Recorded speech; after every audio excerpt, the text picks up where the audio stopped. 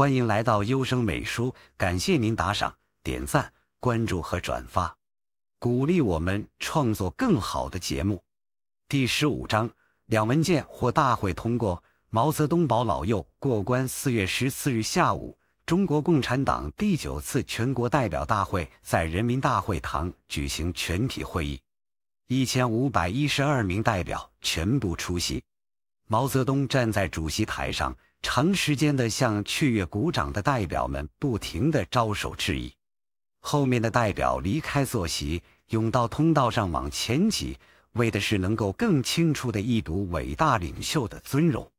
掌声一阵比一阵热烈，仿佛激动人心的乐曲，使人们如痴如醉，个个张大了嘴巴高呼：无产阶级文化大革命胜利万岁！毛主席万岁！万岁！万万岁！毛泽东已经把大家带到了一个神话了的境界。孙玉国焦渴的狂热地呼喊着，嗓子都快喊哑了。突然他想起应该留点后劲，一会儿还要登台发言呢，到时说不出话来怎么成呢？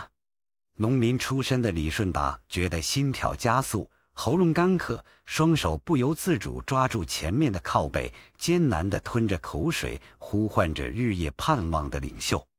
他的确有许多心里话要向他倾吐，要向他汇报。他不能容忍山西的两大派群众这么无休止地内战下去。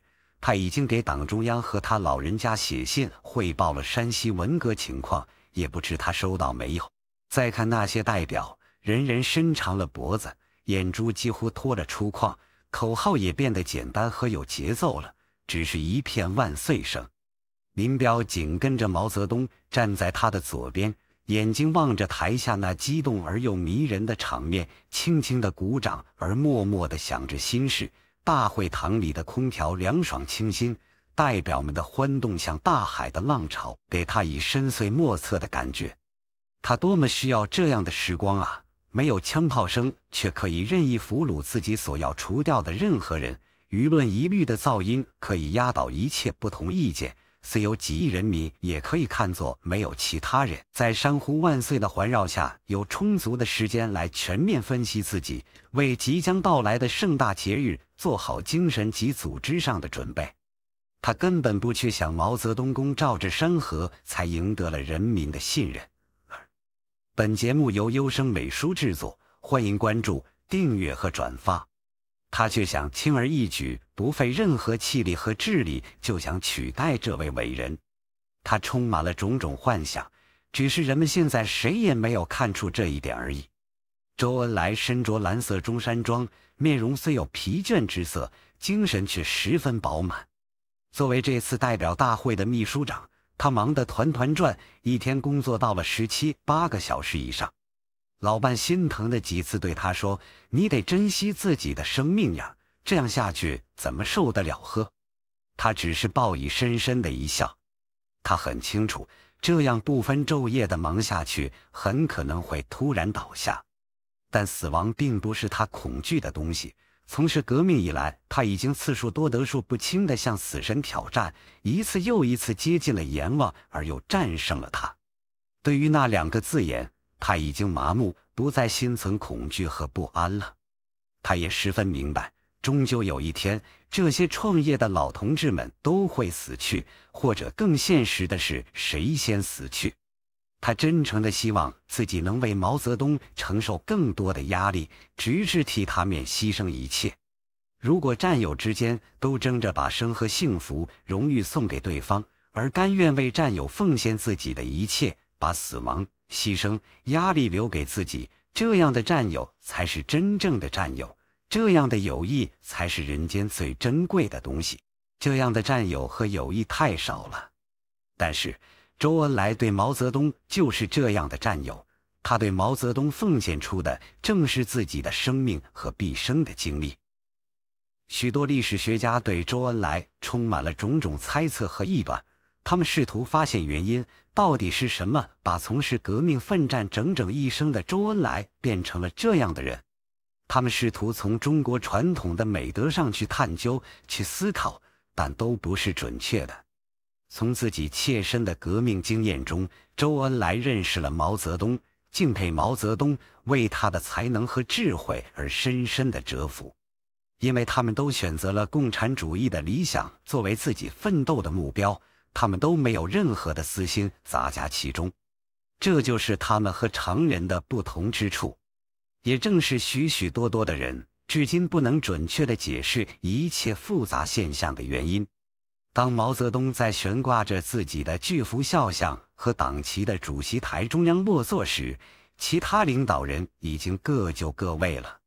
这一次，主席团的成员们没有登台，而变成了少数引人注目的常在政治舞台上活动的领导人，而且座次的排列十分讲究，立刻引起了所有观察家的注意。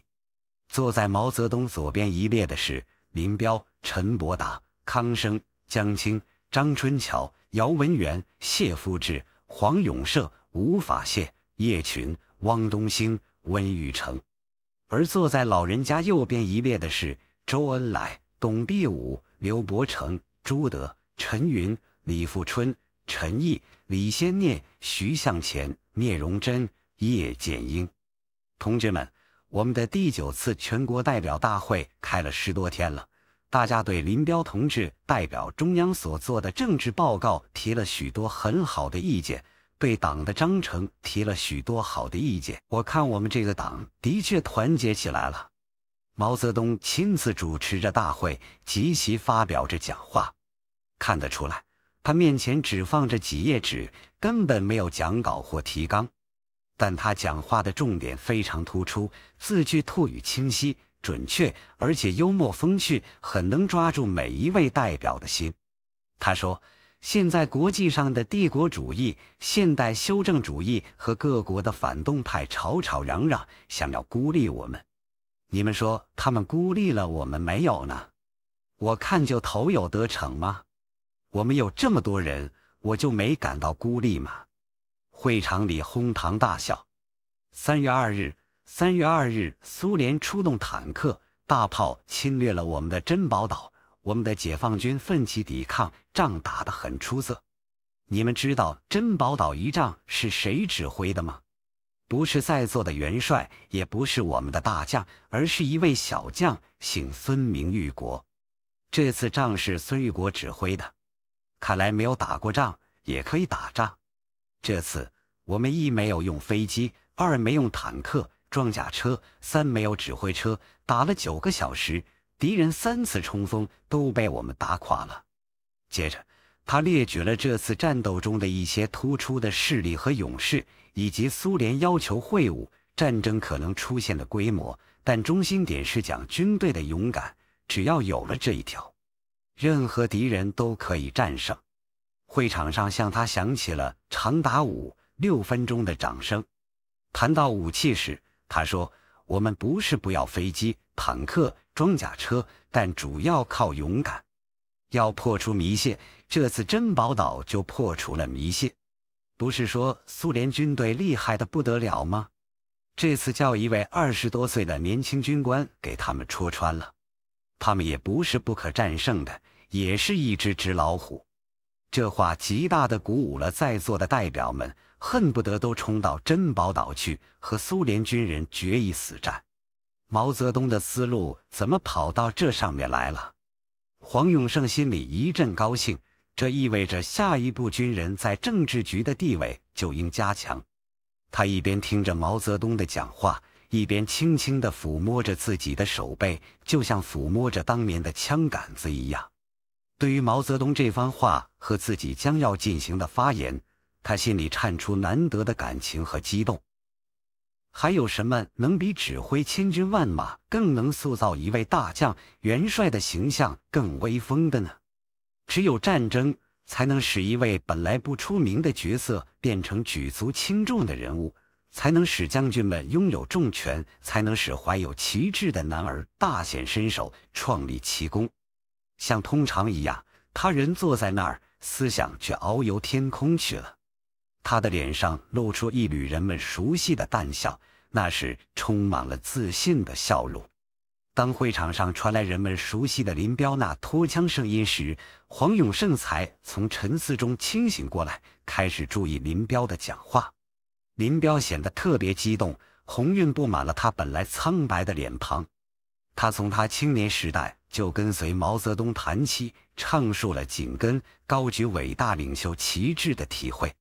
他说他相信，在摧毁了以刘少奇为首的资产阶级司令部以后，我们党必定会团结起来。这次大会在毛主席的直接领导下开得很顺利，很团结，很好。它一定是一个团结的大会，胜利的大会，是一个夺取全国更大胜利的誓师大会。这时，台下的代表们对着主席台上的人们指指点点，小声议论：“你看，温玉成在一股劲地笑呢。”他当然高兴呀。他在1966年8月当广州军区副司令的时候，多少人炮轰他，要不是林副主席保他，说他是高举毛泽东思想伟大红旗的，他早垮了。1968年3月打倒傅崇碧后，他又捞了一把，由副总长兼上了北京卫戍区司令，并成为中央文革碰头会成员。怪不得他这么神气呢。他能破格坐在9大主席台上，肯定会当选为政治局委员，最起码也是候补委员。这小子爬得够快了，人家跟江青和林副主席紧啊。你们看，朱老总又和陈云说悄悄话呢，8成又在搞秘密串联。那几个老家伙最不老实，开会都定攻守同盟，我们一定得小心些，别让他们钻了空子。周恩来发言的时候，会场上出现了少有的寂静。他在概括了政治报告和新党章的意义之后，话题转到了发展国民经济上。他提醒，对中国文化大革命的好形势的威胁始终来自一小撮阶级敌人破坏抓革命、促生产的阴谋，来自极右和极左两个方面对党的各项方针政策的破坏。国际上的敌人有时也在推波助澜。这还了得，国民经济上不去，怎能建设社会主义的强国？与会者无不为之惊愕。周恩来无论处理国际国内的各种问题，的确是位老练和运用策略到了炉火纯青地步的政治家。他明明是在强调别人不愿听的东西，但他巧妙地引用毛泽东的话，引用一系列数字和比较，使任何人都不得不听他的话。他对自己的观点并不大肆张扬，而内心却对坚持他的主张有十分的把握。想到自己马上要着手解决一些省市的派性和武斗给国民经济造成极大的损害，看到中央一些领导人除了对捞权、掌权感兴趣，而一提抓具体工作就头疼的情形，他就异常气愤和激动。现在各种具体事务的重担就在自己身上，他的每一步措施都直接牵连着中国的声誉。江青一直冷眼盯着陈伯达，对他强调学哲学、学理论的发言根本不屑一顾。他有什么资格谈唯物辩证法？他是一个地地道道的随风摇头派，根本没有一点自己的主见。但陈伯达似乎并不气馁，他在发言中说，锐意兴起的中国要想腾飞世界，就应该打碎扣在人们头上的精神枷锁，这是必要的。掌握唯物辩证法是从思想上获得政治解放的第一步，这是完全合乎马列主义常识的。当康生讲话时，江青那愤怒表情慢慢地消失了，就像万花筒似的，他的脸色总是随着各种人物的变化面决定他的阴晴雨雪。他的情感十分丰富，简直就像政治温度计那样，叫人随时为他而操心。为了争夺各种权力，政治舞台上的那些政客、权势人物及其暴发户们均围绕着这位女人激烈角逐，在她身上以致在她身边的人物身上狠下功夫，以笼络他们倾向自己，从面影响中央的选择。但是他们都承认，这位女人的规律很难掌握，甚至有人断言她根本就没有。本节目由优声美书制作，欢迎打赏、关注、订阅和转发。规律，完全凭着一时的激动或恼怒来决定自己的态度。这话虽然说得过分了些，但或多或少表达了掌握这个女人性格的困难。同志们，康生板着那副千年不变的面孔，冷峻严肃地说，这个修改草案是全党全国革命群众共同起草的，是伟大领袖毛主席英明领导和广大群众相结合的产物，是党的民主集中制和党的群众路线的生动表现。这个党章重新明确规定了党的指导思想的理论基础是马克思列宁主义、毛泽东思想，同时明确规定林彪同志是毛主席的接班人。这是无产阶级文化大革命的伟大胜利，是马列主义、毛泽东思想的伟大胜利。我们的党一定能够按照新党章的规定，建设得更加伟大、更加光荣、更加正确。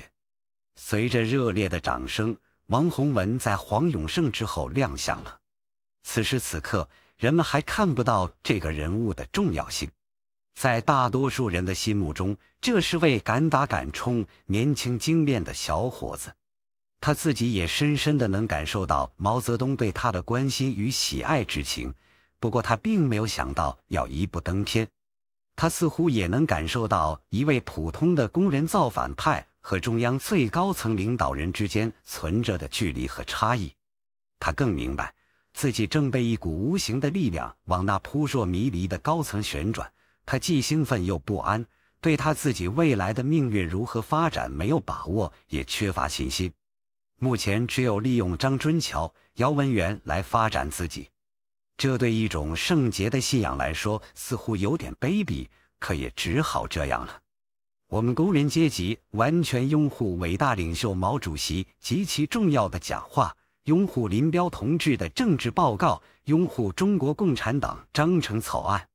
王洪文气势昂扬地表示，坚决响应9大提出的各项任务，把上海的工作搞得更好，绝不辜负毛主席和党中央对我们工人阶级的深厚期望。相比之下，陈永贵代表贫下中农发言时情绪就低落得多了。人们似乎感到他已长期辛勤劳碌，也许为期太长了，一直肩负着最沉重的苦干大干，即使他筋疲力尽，对他至今头缠白毛巾，身穿粗布农民褂，表现出浓厚的同情感。他的发言完全是照本宣科，人们丝毫不怀疑他那篇发言稿肯定不是出自他的手笔，他完全是一句传声筒罢了。把人们的激情带向高潮的是孙玉国。刚才毛泽东讲话时几次提到这个名字时，人们都想见见这位一夜之间就名扬天下的英雄。所以当念到他的名字，他迈着虎虎生气的步伐登上主席台时，代表们为他鼓起一阵又一阵的掌声。他的发言精炼有力、利落、干脆，的确有出征将士喜荣归的军人风度。林彪同志的政治报告高举马列主义、毛泽东思想伟大红旗，深刻地阐明了毛主席关于在无产阶级专政下继续革命的理论，系统地总结了我国无产阶级文化大革命的经验，分析了国内外形势，提出了全党、全军、全国人民今后的战斗任务，是指导我国社会主义革命和社会主义建设的伟大纲领。这个报告把我们想要说的都概括进去了。我们越读越高兴，越读越亲切。我们1000个拥护，10000个拥护。但是林彪坐在那里，却很觉得不是的滋味，大有冒领功、冒受封之感。报告没有他的一字之功，完全是照念一遍，而且里面的许多观点并不是他都赞成的。他扫了陈伯达一眼，发现他坐在那里也很悲凉，也在暗暗叹息，仅仅获宠不到3年就遭到了莫大的冷落，能不生气吗？林彪表面上很平静，像观赏一幅风景画似的聆听着那位叫玉凤英的女劳模的发言。虽然言辞千篇一律，但表达了广泛的群众性，标志着全党全军全国人民的空前统一。最后一位发言的是季登奎。他是代表犯了走资派错误而又愿意改正的领导干部发言的。安排他发言是毛泽东用心非常良苦的一招。文化大革命打倒了那么多干部，而又要他们重新站出来工作，不树立一个好的样板怎么成？于是他想到了他，这样才能使政治报告中强调的对于犯走资派错误的好人，在他们提高了觉悟并得到群众的谅解以后，应当及时解放他们，分配适当的工作，并鼓励他们到工农群众中去，改造世界观的号召更有说服力。会前，毛泽东对他说：“你这个发言可是最有代表性的，干部们能不能站出来，全凭你这么一簇。”纪登奎笑道：“我坚决听主席的话，带好这个头，让大家看到犯了错误的干部完全可以重新工作，并能受到党的信任。”老朋友，毛泽东使劲地握着他的手，连说2声：“好得很。”在一片暴风雨般的掌声和欢呼声中，政治报告和中国共产党章程获得了通过。毛泽东说：“这2个文件委托大会主席团秘书处做文字上的校正以后发表。”话音一落，又是一片鼓掌。很明显，如果有什么反对派此刻试图说什么反对的意见，准会被打倒声压倒的。没有任何的政治家为此而费心，他们不需要在此时此刻出那个风头。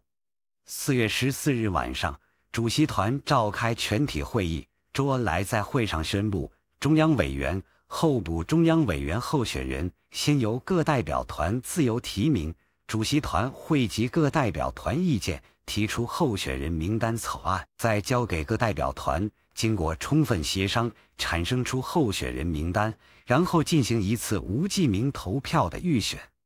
经过这样几次自下而上、自上而下的充分地民主协商，商定正式候选人名单，由主席团提到大会进行无记名投票的正式选举。中国共产党第9届中央委员会的选举过程将充分体现党的民主集中制和群众路线。你听到了吗？这么民主，我们还能选上吗？陈毅小声地对李富春说：“这不过是把我们合法的请出中央委员会的手段而已。”总理不知事迹，还在那里讲得挺美呢。李富春听他这么一说，暗自吃惊。他先是瞪着眼睛埋怨他说：“这是放狮子在头上爬的愚蠢行为。”严正声明自己不支持他这么胡说，但又跟着说：“那班小人如果捣鬼，他就向中央严正抗议。”可是后来，当他听到主席团的人纷纷发的言时，这个发火和欢乐只能维持3-5分钟了。那是怎样的一般人啊！头脑已经发昏到了极点，开口万寿无疆，闭口身体健康，完全到了不能自制的地步。在继而摇头长叹，继而泪汪汪地注视了他所尊敬的总理几秒钟后，他又一如往常地改变了态度，尽管嘴里还在嘟嘟嚷嚷，心里却准备逆来顺受了。我说：“陈老总，咱也别争这争那了，反正咱们是共产党员，当官也是干革命，当民还是干革命，把我们的一切交给党，听毛主席安排吧。相信群众，相信党吗？”主席团会议结束后，陈毅和李富春站起身来，准备坐车返回驻地。陈毅感到有人在他的手臂上碰了一下，他身后站着一位仪表堂堂的军官。那位军官如同往常那样毫无表情，操着普通话对他说道：“请你们2位跟我走。”他的腔调不容再说什么。李富春和陈毅并不感到奇怪，只是顺从地跟着他从2楼会议厅出来，朝左拐，穿过公局大的圆形大厅，走到另一个大门口。每一道门边都站立着肃静的卫兵。当他们在最尽头的一扇门前停下脚步，敲了敲门，另一位军官打开了门，站立一旁，示意李富春和陈毅进去。毛泽东身穿那件人们很熟悉的灰色卡其布中山装，手里夹着一根点燃的香烟，站在窗口正张望什么。当他们进来时，他转过身来说：“有劳二位大驾喽，有事想和你们商量，不然我吃不好睡不安啊。那么，请主席吩咐。”陈毅说。李富春也接着说：“现在我们一切都听主席的指示。”毛泽东摆摆手，让他俩都坐下来，自己也坐在一张靠窗户的椅子上，说：“现在党内迁进的人不多了，我看了不少材料，说陶铸也是叛徒。1933年在上海被捕后，借往南京伪中央监狱，在狱中又和他的兄长陶子强勾结，给蒋介石写了辩解书，从而保住性命。我也没有调查，不知道真假，反正这几顶帽子一戴是不能来参加会议了。还就数你们这几位老朋友身上清净些，也沾了不少尘土，打扫就干净了。你们当不上中央委员，我着急了。”陈毅苦笑一声：“没办法呀，人们一见我们就喊打倒，中央委员怕是当不成喽。”毛泽东双手作揖道：“所以我请诸位来帮忙，请你们二位帮忙喽。”李富春、陈毅莫名其妙地愣住了。帮忙？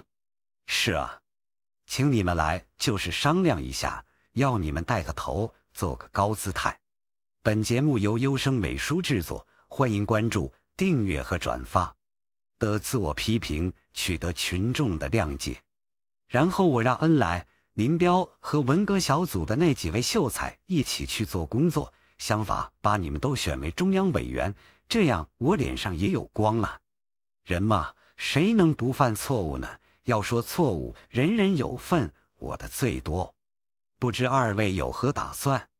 话说到这里，李富春摊开两手笑笑：“主席，我们没说的，将无条件的服从您的命令，理解的执行，暂时不理解的也要执行，在执行中加深理解嘛。”陈毅也说：“看来我这关是最难过。我在华东组，正好和上海代表们在一起，我也不知道他们哪里来的那么多火，一见我就喊打倒，弄得我是说不得话，话还没说出来就成了大毒草。看来只有闭住嘴巴最保险了。其实也不然，我从不乱讲话，到了会上也照样挨着。没有现行的就抓历史的，我也不知道自己到底有什么过错。即使有过错，也早已改了嘛。”李富春忍不住又发牢骚：“主席，这些年我们这些人就像朱老总讲的，没有功劳也有苦劳，没有苦劳还有疲劳，最后还有点牢骚。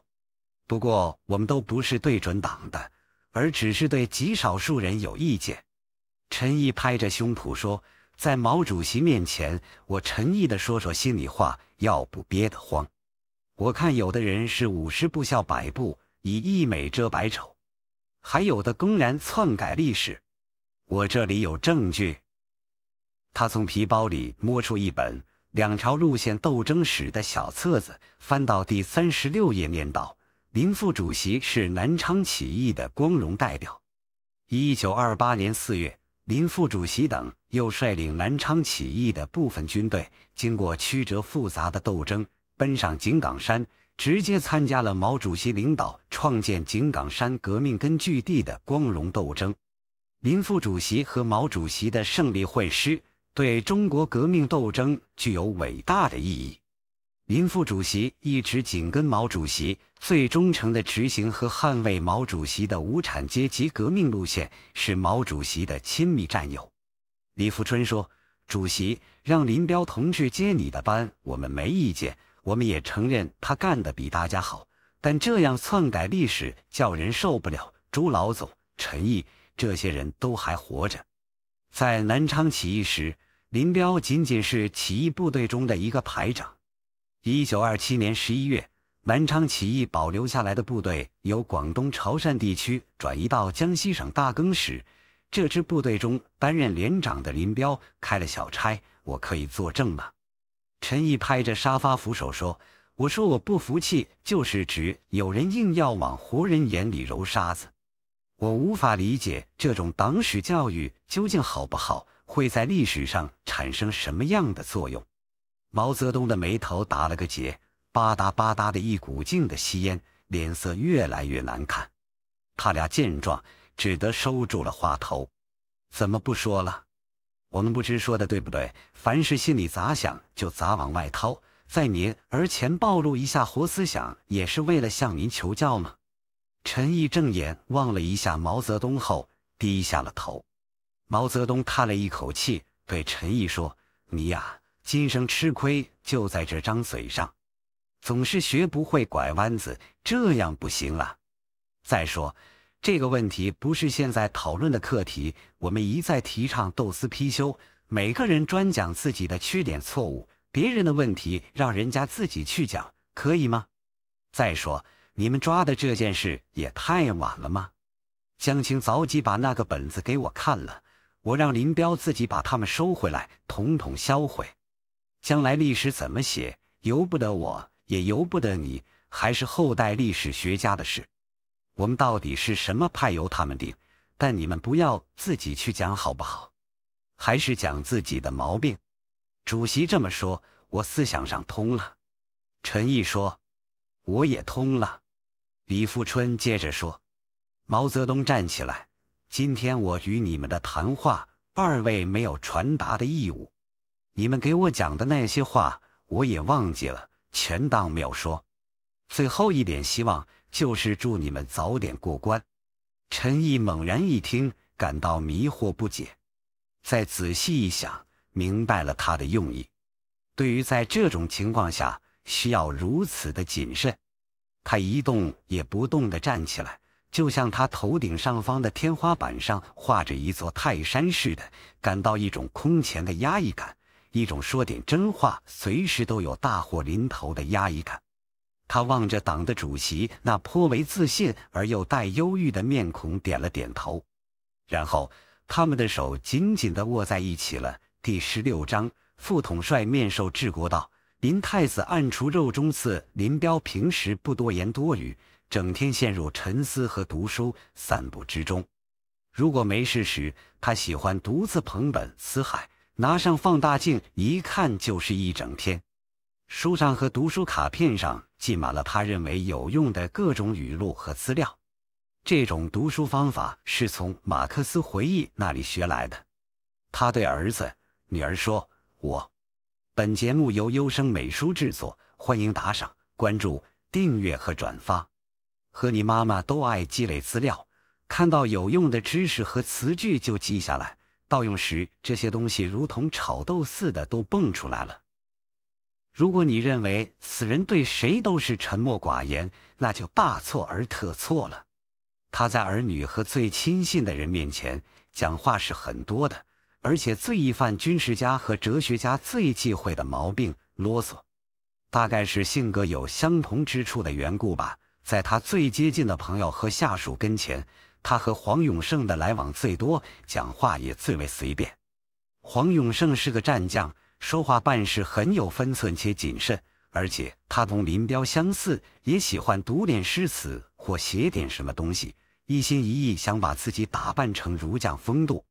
自从广州军区调至北京后，他在错综复杂的上层搏斗和角逐中，先是失去了信心，后来经林彪、叶群的点拨，他鼓起勇气，暗暗地和钓鱼台斗起了心眼。随着势力的扩大，他完全信心十足了，踌躇满志的决心紧跟林彪大干一番事业。由于江青对他的记恨和打击，他除了死心塌地投靠这一家以外，也再不可能有别的选择。现在已经时过中午，林彪仍穿着睡衣。这些天他起得很早，对9大的进程并不太关心。他认为此刻远不是自己该出头露面、大显身手的时候。他还没有到功高震主的条件，就像指挥战争一样，捕捉战机往往是一个指挥员最能发挥才智的时刻。他总是嫉妒别人，但也随时害怕别人妒忌自己，所以他把一切都托给他的妻子去处理。他只是亲自过问一些事关全局和毛泽东亲自点到的大事。目击党内一次又一次残酷的路线斗争后，他有了立足的资本，也学会了伪装自己的手段。他很清楚，他在政治上的全部希望和作为，用一句话说破，就是用谎言来维持。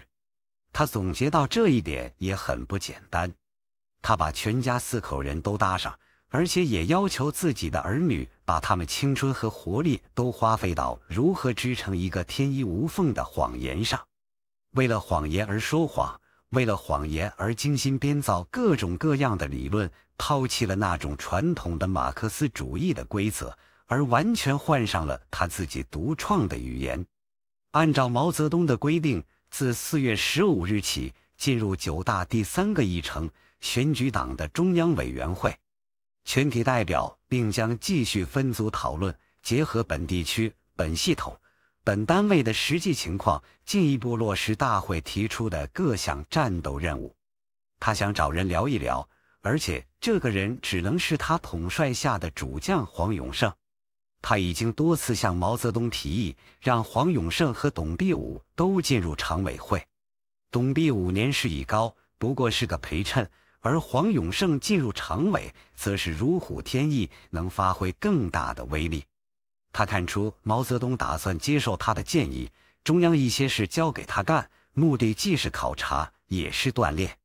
黄永胜在林彪跟前是很自然的，非常恰到好处地突出了他对这位副统帅的忠诚。他多年来跟随林彪，很懂得应该怎样逢迎他而又不显得奴颜屈膝，而林彪也对他无话不谈，非常坦率地把他当作自己最亲密的心腹。军队是权中之权，在这一点上要学蒋介石。蒋介石把一国的兵力抓住了，他就是把一个国家抓住了。林彪踱着小步子，思路已经考虑得相当成熟了，趁着选中央委员的空儿，把忠于我们的那些干部都选进来。毛主席和我说过，中央委员中军队要占很大的比重，但军队干部不见得都是我们的人，有些是跟着坏人走的，陈毅、徐向前、叶剑英的人都有，我们要选我们的人。黄永胜说，王洪坤、王维国、周赤平、曾思玉、谭辅仁这些人都是可靠的同志，都应选为中央委员。你注意严仲川，他是个好料。温玉成担任总参作战部长不行，将来要换成他。这话先不要说出去，慢慢来，但现在要选择时机。林彪说，毛主席说要准备打仗，这个仗打起来就是了不得的大仗。苏修一下子集中10几万辆汽车、装甲车和坦克，可以满山遍野的来，突然袭击把我们打瘫痪，打成半残废，使你几10年不能翻身。这个思想准备你有吗？考虑过，没你点的这么深，应该深一点考虑。我给叶群和老虎写了段话，是孟子的语录：小国失大国而取受命焉，是由弟子而取受命于先师也。你也想一想这段话的含义。林彪戴上了老花镜，从床头的书堆里找出那本书，翻给黄永胜看。我是主张学习大国的一些好东西的，我反对盲目的排外，这点历史上的教训应该吸取。义和团就是乱杀人，把人家大使馆打了，烧人家的房子，杀洋人，结果不是搞出8国联军进北京吗？两斗皆仇，两河皆友，这个观点要在我们的行动上体现出来。你和严仲川谈一下，可能会有点启发。9大开幕以来，陈伯达一直想找我谈，我们是否和他多联系？你们是武的，他是文的，当然应该结合。通过这2年，老夫子也把江青、张春桥们看透了。徐向前在67年跟我谈过，毛主席是不是要把权力交给他们？那时我看不准，现在我看准了，不会的。林彪的信心十足，我早就告诉你们，我们的脑筋不是普通农民的脑筋，也不是普通工人的脑筋。他们想的是怎样搞钱，怎样搞米，油盐酱醋柴，妻子儿女。我们的思想与他们的思想是有天壤之别的。我们是政治家，想的是怎样夺取政权和巩固政权。9大上，我们的中央委员占了多数，就等于取得了在中央的发言权。老右们的势力不行了，但江青那班文人们的势力会增大。我陆续的听到上海的不少情况，那里不正常。这次代表大会上，我们实际上也等于在组织阶级队伍。考虑到军队的特殊性，许多话不宜公开讲。其实军队也有两条路线的斗争，也有依靠谁团结谁的问题。内部问题自己要坚定，也可以找到内部的左派，要有几个好的助手，没有好的助手是转不过来的。你不改造周围的人，周围的人就要改造你，这点一定要明确。绕了这么多弯子，还是没有点到主题上。黄永胜转动着脑子，心里想，这老头子的性格还和战争年代一样，言简意赅，每个字的分量都很重，没讲半句客套话。他感到了受宠若惊这个词的意义。是的，能够得到这位表情十分冷漠的人的信任，可不是容易的事。不知有多少人看到他的亲礼就觉得不胜荣幸，而自己则亲自聆听他的教诲呢。林副主席，我在任何时候都要忠于你，也可以说没有你就没有我的金腰。只要你一声令下，就是上刀山下火海我都要出马。他认为这句话出来的正是时候。林彪并没有多少激动，他已经习惯了这种宣誓式的表态，讲不讲并不要紧。他仿佛已从劳动中获得了愉快和享受，从黄永胜的神态中得到充实感。讲了这番话后，他觉得久逝的青春活力又回到了身上，血管里流动的血也仿佛充盈着力量。63岁应是身强力壮的青年人才有的蓬勃和膨胀的热量。他对即将出现的那个局面是多么的惬意呵！你的夫人可以进中央委员会吗？不，向慧芳没有那么大的能力。在所有助手中，夫人的选择将是十分重要的。有一位好的贤内助，抵得上100万神兵天将。我的身体不好，大部分工作如果没有叶群支撑，我能这样吗？黄永胜明白什么了。林彪又说，在没事的时候带上夫人和孩子们，也让吴法宪、邱会作、李作鹏带上内助来玩玩，密切一下感情嘛。在这平静的夜晚，军委办事组的楼下停留着几辆小轿车，谁也不会注意到其中一辆的前座和后座上潜藏着2个身穿空军军装的年轻人。刚过10点钟，急促的声音从他们手中的传话器里响起来：“喂，我是熊猫。”这下我听清楚了。在他的房间里，电话响了2次，然后打电话的人就挂了，又响了2次，又断了。最后一次好像挂通了。接电话的人是谁？是温玉成的秘书。这家伙一定要求温玉成亲自接。温的秘书告诉他，温在人大会堂开会，让他把话留下，他不肯。他还要继续打。他出来了吗？正在回你们那边去，可能要回办公室去。林立国冷笑一声，对于星爷努了努嘴。通过轿车的侧镜，他们瞥见那个身穿军裤和色衬衣、身材瘦削修长的男人进了办公大楼。他们早就发现了他的可疑行动，一直在秘密跟踪着他。9大以来，他利用自己的身份，十分留意几位总长们的谈话。他身上装着一个小红本，不时地往上面记着什么。可是，一般人又根本无法看上他的东西，这便引起了一位勤务员的怀疑。消息报到林立果这里，他大为惊讶，决定派出几位精悍的人员，连续几天布置好了大网，神不知鬼不觉地采取了行动。这些连办事组的几位老总都蒙在了鼓里。林立果一直考虑要着意打扮一下，但被他的同伴制止了。他们决定就穿空军的服装，这比其他人平常戴的那顶深蓝色鸭舌帽要帅气得多。是的，军事大院里穿戴外面的衣服要比穿军装扎眼得多。出于一种下意识的本能，林立果忽然有了主意，果断下令，不能让他活动了，马上动手吧。李冰是个长得特别帅气的小伙子，写得一手好字，而且能写文章。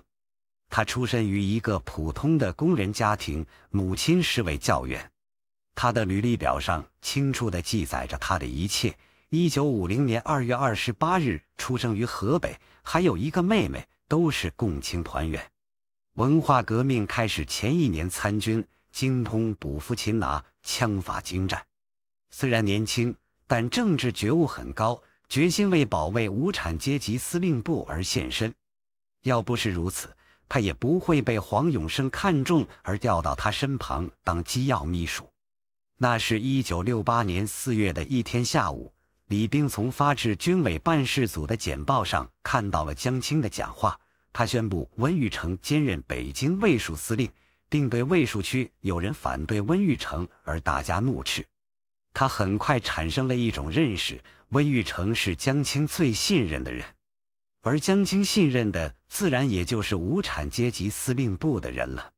也是巧遇，就在这天，温玉成来到办公室，当时就李冰一个人。李冰热情地给他倒了一杯水，恭恭敬敬地端到他面前。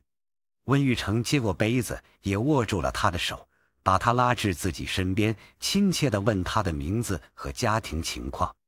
李冰感觉到了温司令对自己的喜爱，他不能放过这个机会，以一副视死如归的英雄气概表示他愿为举司令效劳。真的吗？温玉成笑未迷地问。李冰还真认了真，当场咬破手指要写血书。温玉成紧紧地抱住他，握着他的手说：“好同志，我信任你，我早就看中了你。你对无产阶级司令部，对毛主席和江青同志很有感情。我希望你做中央文革的耳目，懂吗？你愿意做吗？”李冰激动的心直跳，手心都发凉了。他紧紧地抱住温玉成的胳膊，声音发颤地说：“俺爷爷是被地主逼死的，俺一家都把自己交给共产党了。只要毛主席叫俺干啥，俺都干啥，杀头掉脑袋都心甘情愿。”温玉成高兴得通身发颤，当场就许愿，只要他为无产阶级司令部立了大功，将来一定要委以重任。他讲了许多从普通战士破格提拔的例子，把李冰的积极性一下子提到了顶点。但当卫戍司令说明了他即将担负的任务后，又把他吓得半死，连话音都变了。这不是叫俺当特务吗？特务也要看你是哪个阶级的特务，为谁当特务？给江青当特务，给毛主席的司令部当特务，难道不光荣吗？当然光荣。李冰横了心，今后我坚决听温司令的指示。不过今后我怎么跟你联系呢？温玉成把自己的电话号码告诉了他，安排道：如果情况紧急，你就给我打电话；如果他们只是一般性的活动，你就写成材料，然后设法亲自交给我。记住，材料的开头要写上让我转交敬爱的江青同志。这件事办好了，我保你前途远大，不可估量。今后你就听我安排好了。以后李冰就开始特意留心总参谋长的言行和举动，几乎没费多大周折，他很快发现黄永胜、吴法宪、李作鹏、邱会作这些人果然对江青、张春桥、姚文元这些人大为不满，称他们为上海集团、太监宦官，称江青是武则天、喜太后，骂张春桥是眼镜蛇、狗头军师，称王洪文是小钢炮。更令他惊讶和气愤的是，他们还半明半暗地骂毛泽东是老不死、糊涂蛋，盼望老家伙赶快归天，让接班人接班。一股青春热血冲上头顶，使他万分佩服温玉成的先见之明。怪不得他能提拔为卫戍司令，党中央要把保卫中央和首都的任务交给他。原来他果然聪明绝顶，一眼就看穿了军委办事组这伙衣冠楚楚的正人君子，原来是对无产阶级司令部心怀仇恨的禽兽。不过也有令他大惑不解的，堂堂的副统帅的夫人怎么也和他们沦为一伙。不过李冰毕竟头脑灵敏，他很快自己找到了答案。他认为自己已经掌握了一项对党和国家来说是性命攸关的情报。他把他们经常的议论按时间、地点、人数、过程为序，详细的记在了一个笔记本上，准备亲手交给温玉成。9大召开10多天后，他发现了一个重大机密：黄永胜和叶群通了电话，秘密召集吴法宪、李作鹏、邱会作等人碰头，要他们立即联系他们系统的人，想法串联9大代表，在选举中央委员时尽量不投张春桥、姚文元、王洪文和江青等人的票，尽量把他们的自己人选入中央委员会。在窃听他们谈话的过程中，李冰甚至几次以倒水的空儿闯进去。到底不是经过特别训练的侦查员，他的反常行动很快引起了他们保卫人员的注意，而他自己却毫无所觉。李冰没打通电话，回到他自己的宿舍，刚坐到写字台旁边，准备把今天的打算记录下来，就听见有人敲门。敲门人很机灵，完全是内型老手。李冰装好笔记本开门时，他们并不介绍自己是谁，一步跨进门来，随后就关上了门。李冰还没来得及张口说话，嘴巴里就被塞进了一条臭毛巾。随后他们反剪他的双臂，给他戴上了手铐。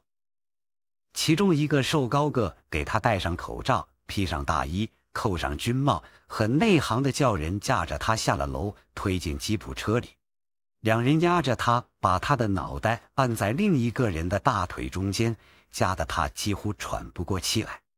等另外2人将他的宿舍和办公室彻底抄了个底朝天后，这辆吉普车开走了。这前前后后不过半个小时，他根本不知道他们把他带到了什么地方。只见里面漆黑一团，好像是一所刚刚启用的地下防空洞。他在一张潮湿的床上坐了几分钟后，屋内的灯亮了，他这才看清，绑架他的人一共5个，全部穿着空军服装，2个干部，3个战士，全是和他年纪不差上下的年轻人。他正想质问他们为什么绑架他，没容他开口，2名战士冲上前，将他的衣服撕开，裤带抽掉，里里外外搜查个遍。不用说，那本最有价值的材料也落到了他们手里。他拼命叫喊，百般挣扎，想夺回那本笔记本，但一切都无济于事，只落的衣裤都被他们扒了个净光，腿上身上已是血痕斑斑。好狠啊！这本材料落到了3滴水手里，老总们的政治生命还不都交代了呵？于心也随便翻了几页递给林立果，揪着李冰的头发，把他扯到自己跟前，用另一只手托起他的下巴，对那个鼻腔还在流血的李冰说：“现在该你说话了。你应该知道，坐在你面前的是什么人？我们是林副主席派来的，他是林立果，是林副主席的儿子。现在我们只想让你说实话，是谁指使你这么干的？你到底是什么人？”李冰感到一阵阵钻心的疼痛，另外几个人把他按得跪在他们面前，2手的指头被他们跺在脚下，他们逐渐的在使劲。更使他害怕的是，其中一个人从口袋里掏出一把刀子，扬言要割下他的生殖器。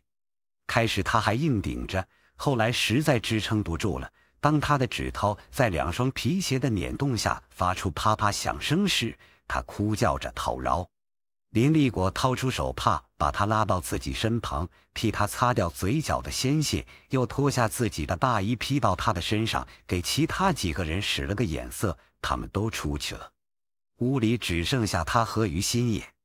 我很佩服你的勇气、胆略和才干，你要是在我们手下，本来是很有前途的。黄总长很喜欢你，才把你留在他身边，你怎忍心置他于死地呢？林立果将浑身颤抖的李冰抱在自己怀里，像哄小孩似的查看了一下他的手指，还好并没有踩碎，只是发黑发肿，手指不能灵活地运动了。只要你如实交代你的活动情况，我保证一如既往地使用你。如果愿意，还可以到我手下来干。李斌哭了，哭得很伤心。到这时，他才知道，原来为他心目中的那个无产阶级司令部献身并不轻松，同样要付出血和生命的代价。只是在一刹那，他自己觉得犯不着为他们卖命。他没有从他们身上得到1分钱的好处，何必要为他们做冤鬼呢？更何况江青那帮人到现在还不一定知道人间还有李斌这个人呢。2小时后，黄永胜才知道自己身边竟潜伏着一个小赫鲁晓夫式的人物。哎呀，我太麻痹了，简直想不到阶级斗争竟然这么复杂。新生的反革命分子在我背后打黑枪，我竟麻木不仁了。他连连拍打自己的脑袋，李果同志，你给我上了生动的一课，我真不知道该如何感谢你才好啊。本节目由优声美书制作，欢迎关注和转发，请继续收听下一集。